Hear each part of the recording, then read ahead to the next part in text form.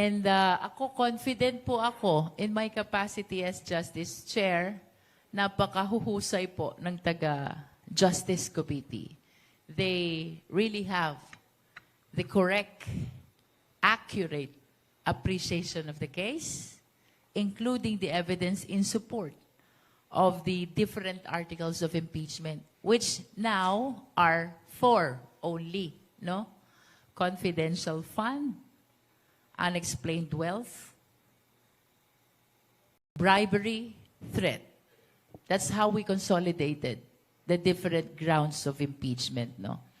And to conclude my point, regardless of what will happen in the plenary vote, I can honestly say that I am very much thankful to all the justice members for the job well done. I commend them for their appreciation, the correct appreciation of the case which I observed since day one until we voted on the approval of the committee report.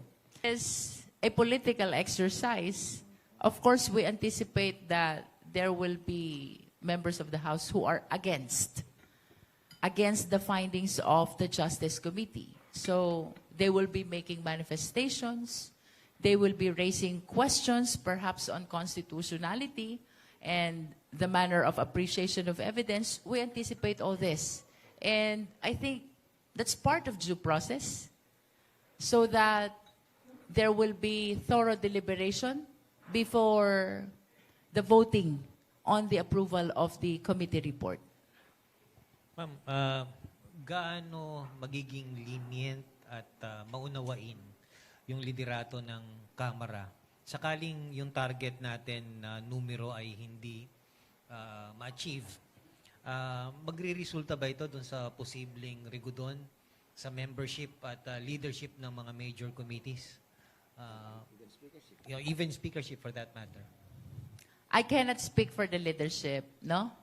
Pero gaano ba ka-lenient ang leadership? Well, I think everybody understands naman that this is a political exercise. There are a lot of national parties in the House. So, tingin ko naman even the leadership is anticipating that there will be some members of the House, we do not know the number, who will not be supportive of the Justice Committee. As to whether this will result to the reorganization of the leadership, perhaps let's wait and see kung anong mangyayari. Yung konteksto sa tanong ko na ito, ma'am, ay dahil alam naman natin na yung mayorya ngayon sa Kamara ay binubuo ng coalition of political parties. Nakikita po ba natin na pagkatapos nitong historic na botohan na ito sa Lunes, nakikita ba natin yung pagtalon ng mga ibang dating kabilang dun sa majority coalition papunta dun sa opposition? I am very much conservative in my approach in this political exercise, and it has never been my practice really to preempt things from even before they happen, no? So, I really cannot comment if ever there will be House members who will be transferring from one party to another after the result of voting on these articles of impeachment. Sige ma'am, medyo i-rephrase ko lang ng konti yung tanong. Baka makakuha kami ng sagot. Ma'am, alam naman natin na nakakati ang House generally sa minority at majority. Pag bumoto ko sa speaker, yung nanalong speaker, iyo Important concerns which are being voted upon in the plenary. This is just one constitutional process where the decision, the positions of the House members will be solicited. Ako, from my end, I don't think that this will immediately result to transferring to the minority. Ma'am, kayo po yung lawyer, so magaling po kayo sa semantics. Sabi nyo, this is just the one. Hindi ho ba, this is the one? Yeah, I understand and I recognize that this is a very important political process, no? But there are other policies, issues which are being voted upon, which are equally important to this political process as well. No?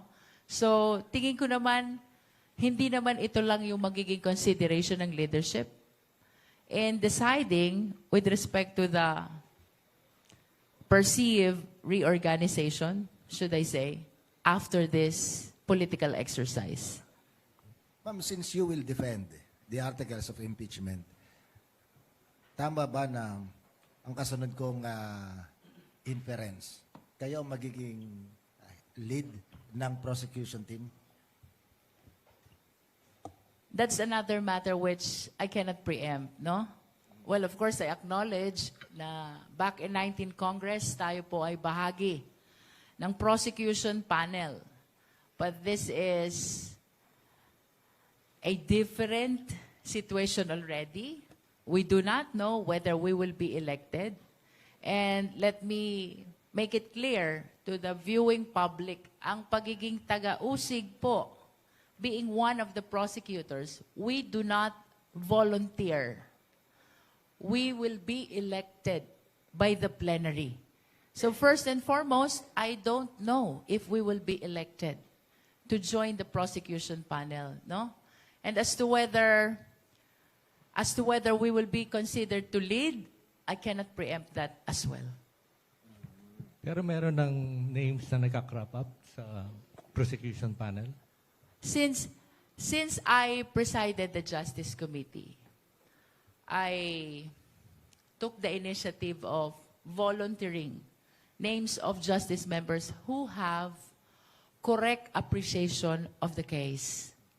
Mahalaga po na ang tatayong taga-usig or prosecutors ay lubos na nauunawaan ang kaso.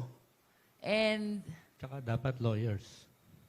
well, under the rules, wala po tayong ganyang requirement. If we examine the rules of impeachment, even the rules of the Senate, they do not require that the prosecutor should be members of the bar.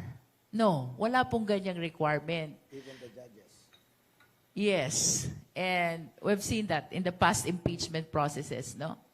Kaya lang, since alam po natin that ang pupuntahan nito ay trial, I think it is a reasonable position to say na between a lawyer and a non-lawyer, lawyers have better appreciation of these impeachment complaints. Mama, ang question ko po sa inyo, kayo quote-unquote, magbebenta ng articles of impeachment. Ayaw pala gamit salita magbebenta. Kayo ang magtutulak, magpupursige na ma-approve sa plenary. Kayo ang chairman ng Committee on Justice. So, I suppose kayo yung pinakang knowledgeable at this point. Hindi ba ma'am, pag nagtagumpay at binotohan ito ng nakararami o ng sapat na bilang, ang tagumpay dapat na doon sa trabaho ng ang pasasalamat nasa sa Committee on Justice. Pag hindi naman ito nakalusot sa plenaryo, liliman po ang bumoto, 55, ay sigurado po ako kayong sisisihin. So hindi ba ma'am, it goes without saying, dapat kayo na rin yung lead prosecutor? Let's leave it up to the plenary, no? And ako, confident po ako in my capacity as Justice Chair, napakahuhusay po ng taga-Justice Committee. They really have the correct, accurate appreciation of the case, including the evidence in support of the different articles of impeachment, which now are 4 only, no? Confidential fund, unexplained wealth, bribery, threat. That's how we consolidated the different grounds of impeachment, no? And to conclude my point, regardless of what will happen in the plenary vote, I can honestly say that I am very much thankful to all the justice members for the job well done. I commend them for their appreciation, the correct appreciation of the case which I observed since day one until we voted on the approval of the committee report. Perhaps some may not be observing Ang chairman po ng Justice Committee, I never voted in the so many concerns that we voted on in the Justice Committee, no? I was just observing how the Justice members vote. And indeed, I do commend them for their correct appreciation of everything that we resolve before the Justice Committee. Ang daming beses po nilang bumoto. One is on the form, next is on substance, third is on the ground, and fourth is on probable cause. And I really commend how they appreciated both the arguments and the evidence which guided them in voting on these 4 important questions before the Justice Committee. Ano yung magiging role ng private prosecutors as compared to yung prosecutors ng Justice Committee? Well, just on the assumption na makalusot po ito sa plenary, no? Because this is my first time also to participate in an impeachment, if ever, in the trial. Ang nakikita ko po sa ordinary criminal case hearing, the private prosecutor must always be under the control and supervision of the public prosecutor, which means that the public prosecutors should always be the lead, and the private prosecutors can assist. We checked also what happened during the Corona impeachment. Ang sabi ni then presiding officer, JPE, Juan Ponce Enrile, yung mga parliamentary concerns must be done by the public prosecutors. But the private prosecutors can participate both in the direct and in the cross-examination.